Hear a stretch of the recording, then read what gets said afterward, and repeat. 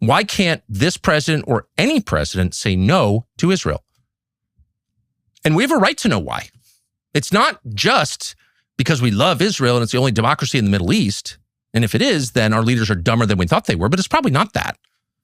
Because they understand perfectly well how bad this is for the U.S. And there are, believe it or not, a lot of people in the White House who care about the United States. People with power in the White House. They're not all whatever you think they are, zombies doing Bibi's bidding. Some of them can see very clearly where this is heading. It's heading toward a nuclear strike by Israel on Iran. That's obvious. And that would be a world historic disaster. It's also clearly terrible for the American economy, for the American people, not even to mention the Americans who will die in numbers if this becomes a land war. So there are people working really hard, really late, trying to fix this, to get a peace, even one that diminishes us, where we have to take some lumps. They are doing that. That's the only reason we got to where we were yesterday. It's because people in the White House, taking no credit for it whatsoever, were working to end this because it's bad. But those people predictably were undercut. Our country was undercut by Israel, and there's apparently nothing we can do about it. So again, why is that? And once this is over, or even before it ends, every American has a right to know, why does this tiny country have so much control over our government? Is it consent? It doesn't look like it. Now, Joe Kent said point blank when he resigned. And by the way, the day he resigned, he retained highest level security clearance. They tried to tell you, oh, he was a leaker. He was under investigation. It was a lie. They admitted it was a lie. He wasn't under investigation by the FBI. Untrue. And you know it's untrue because he held his security clearance till the day he left the building. So there's no intelligence in the U.S. government that Joe Kent couldn't see. None. He was one of the most informed people in the world. And his conclusion was, there's something weird going on here. And one of the clues is the Butler shooting, the shooting in the summer of 2024 during the presidential election, where President Trump was shot in the ear by a gunman a little over 100 yards away on the roof of a building called Thomas Crook's. And according to Joe Kent, who would know, that investigation was closed before it pursued every possible lead.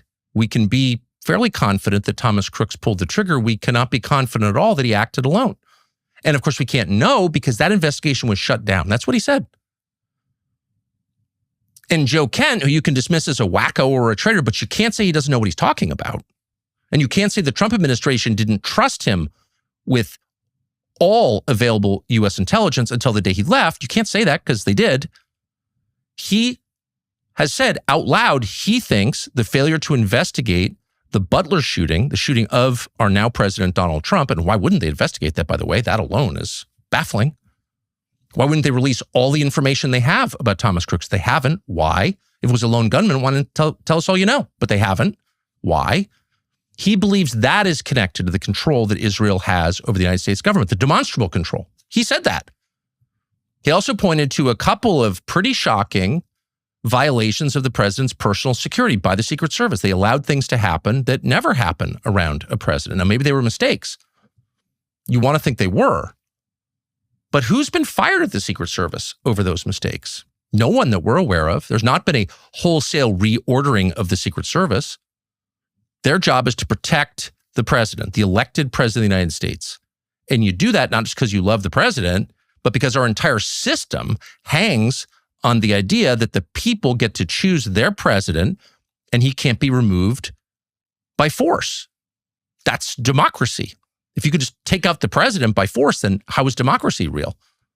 If people choose someone that larger forces don't like and they kill him, then you don't have a democracy. So protecting the life of the president is essential to the functioning of our system.